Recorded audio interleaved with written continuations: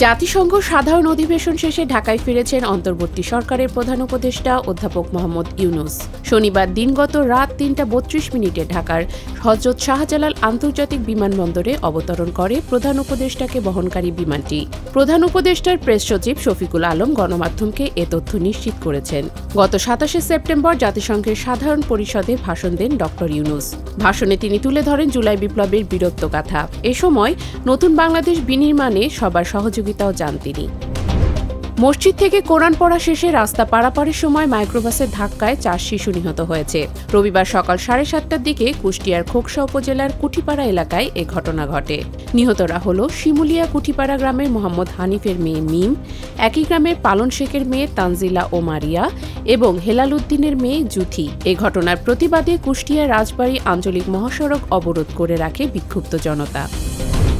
সুনামগঞ্জের ২টি এলাকায় বজ্রপাতে ৪ জেলের মৃত্যু হয়েছে। দোয়ারা বাজারে বজ্রপাতে নিহত ২ জন হলেন পান্ডারগাঁও ইউনিয়নের পলিরচর গ্রামের চান মিয়ার ছেলে জালাল উদ্দিন, নুরুল হকের ছেলে জসিম উদ্দিন এবং জামালগঞ্জ উপজেলার কালাগুজা গ্রামের আব্দুল লতিফের ছেলে শরীফ মিয়া।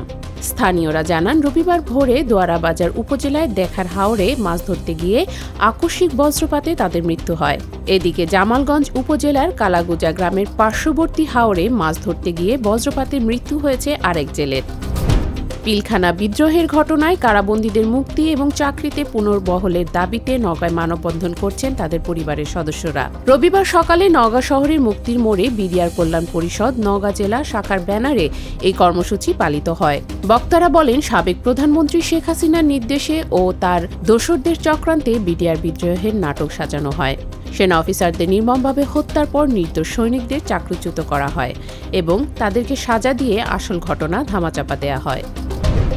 পরিচালকের অপসারণ সহ ১৮ দফা দাবিতে ঢাকা আরিচা মহাসড়ক অবরোধ করে বিক্ষোভ করেছেন জাতীয় বস্ত্র প্রকৌশল ও গবেষণা ইনস্টিটিউট নিটারের শিক্ষার্থীরা। রবিবার দুপুরে সাভারের কোহিনুর গেট এলাকায় তারা মহাসড়কে অবস্থান নেন। এ সময় সড়কের দুই পাশে তীব্র যানজট সৃষ্টি হয়। ভোগান্তিতে পড়েন সাধারণ মানুষ। শিক্ষার্থীদের অভিযোগ, বর্তমান পরিচালকের বিরুদ্ধে দুর্নীতিকে প্রশ্রয়, ক্ষমতার কেন্দ্রীভূতকরণ ও শিক্ষার্থীদের ওপর অতর্কিত হামলায় নেতৃত্ব দেওয়ার অভিযোগ আছে। ভারত থেকে নেমে আসার ঢল আর কয়েকদিনের টানা বৃষ্টিতে তিস্তার পানি এখন বিপদসীমার উপর দিয়ে প্রবাহিত হচ্ছে।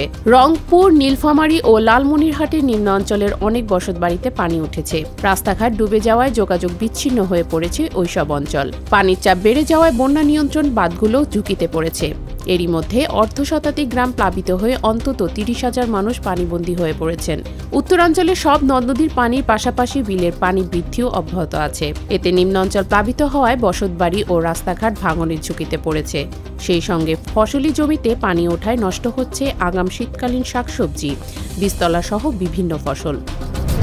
লেবাননের রাজধানী বৈরুতে ইসরায়েলি বিমান হামলার হিজবুল্লাহর শীর্ষ নেতা সাইয়েদ হাসান নাসরুল্লাহর হত্যার বদলা নেওয়ার ঘোষণা দিয়েছেন ইরানের সর্বোচ্চ নেতা আয়াতুল্লাহ আলী খামেনি। বলেছেন, এ হত্যার প্রতিশোধে ছাড় দেওয়া হবে না। শিয়া ইসলামপন্থী রাজনৈতিক দল ও বিশ্বের অন্যতম শক্তিশালী সশস্ত্র সংগঠন হিজবুল্লাহর প্রধান এ নেতা নিহত হওয়ার পর তাকে শহীদ উপাধি দিয়ে খামেনি বলেন, তার চিন্তাধারা ও দেখিয়ে যাওয়া পথ অটুট রাখা হবে। ইরানের রাষ্ট্রীয় টেলিভিশনের এক বিবৃতিতে তিনি বলেন, হাসান নাসরুল্লাহ একক কোনো ব্যক্তি ছিলেন না, তিনি ছিলেন একটি পথ ও একটি চিন্তাধারা।